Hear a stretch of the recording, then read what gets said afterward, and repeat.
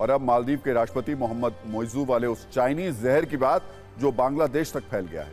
वैसे तो बांग्लादेश हमारा पड़ोसी मुल्क है और वहां की मौजूदा सत्ता हमेशा भारत के समर्थन में रही है, लेकिन फिर भी बांग्लादेश में इंडिया आउट वाले कैंपेन चलाए जा रहे हैं।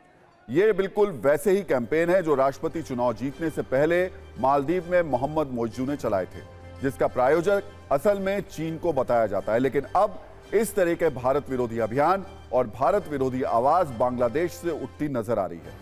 हालांकि इस कैंपेन की डायरेक्टर प्रधानमंत्री शेख हसीना या उनकी पार्टी बांग्लादेश अवामी लीग नहीं है, बल्कि ये कैंपेन बांग्लादेश के विपक्षी दल बांग्लादेश नेशनलिस्ट पार्टी की ओर से शुरू किए गए हैं, जिसके पास फिलहाल ना तो मुल्क की सत्ता है, ना नीति है, फिर भी भारत विरोधी राजनीति है। उसी बांग्लादेश नेशनलिस्ट पार्टी ने अब इंडिया आउट कैंपेन की शुरुआत की है। इसके जरिए बांग्लादेश के अंदर भारत विरोधी भावनाएं भड़काने की साजिश की जा रही है। बीएनपी की साइबर सेल ने सोशल मीडिया पर यह अभियान जोर शोर से शुरू कर दिया है और जिस तरह से हाल ही में मोइज़ू ने भारत को तेवर दिखाए, उससे बांग्लादेश के विपक्षी दल के अरमान अचानक से उफान मारने लगे हैं।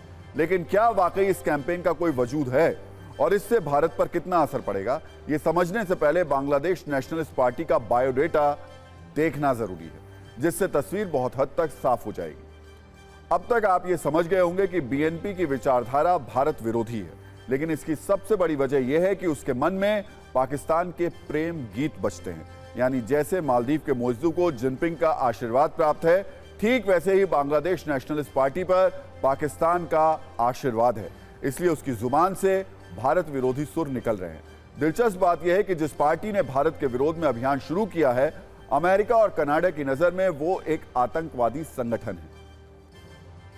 इसलिए आज बांग्लादेश नेशनलिस्ट पार्टी की पूरी कुंडली खोलना जरूरी है, जिसके नाम में तो नेशनलिस्ट है, लेकिन उसका माइंड असल में पाकिस्तान है, जहां आतंकवादियों की सत्ता बहुत मजबूत है। बांग्लादेश नेशनलिस्ट पार्टी की स्थापना 1978 में सैन्य शासक जनरल जियाउर रहमान ने की थी।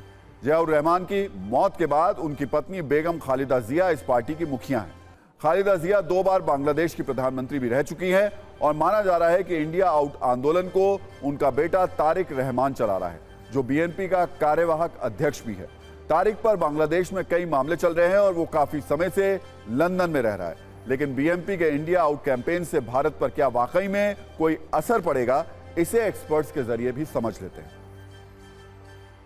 बांग्लादेश में भी जो इस समय उनकी लीडर है शेख हसीना, वो जीती है अभी इलेक्शन, उनको एम्बैरस करने के लिए ये जो बीएनपी है शेख खालिदा जिया की, ये अपने आप को कुछ ज्यादा ही मुसलमान समझते हैं। ये एक समस्या मैं देख रहा हूं बहुत से देशों में जो इस्लामिक हैं, वो दिखाने की कोशिश करते हैं कि हम लोग बहुत प्योर मुस्लिम्स हैं, लेकिन ये नहीं जानते कि इसका असर क्या होगा। जो बीएनपी वाले हैं उनका एक लक्ष्य है, पहले किसी तरह से शेख हसीना को हटाओ, बाद में अगर बांग्लादेश बर्बाद हो जाए हमें कोई फिक्र नहीं है। मालदीव्स का भी यही है कि इंडिया को आउट करो, अगर हम डूब जाते हैं समुद्र में हमें कोई फर्क नहीं। ये डोमेस्टिक रीजंस के किया जा रहा है और ये इस्लामिक देशों को दिखाने की किया जा रहा है।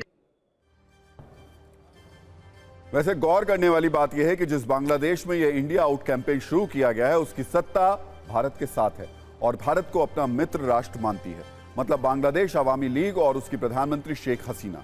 शेख हसीना के नेतृत्व में बांग्लादेश के भारत से रिश्ते हमेशा मजबूत हुए हैं। हाल ही में 5वीं बार बांग्लादेश की प्रधानमंत्री बनने के बाद भी उन्होंने भारत की तारीफ की थी और उसे बांग्लादेश का सच्चा और अच्छा दोस्त बताया था। इसके अलावा उन्होंने वर्ष 1971 और वर्ष 1975 में बांग्लादेश का समर्थन करने के लिए भारत को शुक्रिया भी कहा था और शेख हसीना का यही भारत प्रेम विपक्षी दलों को बहुत चुभ रहा है।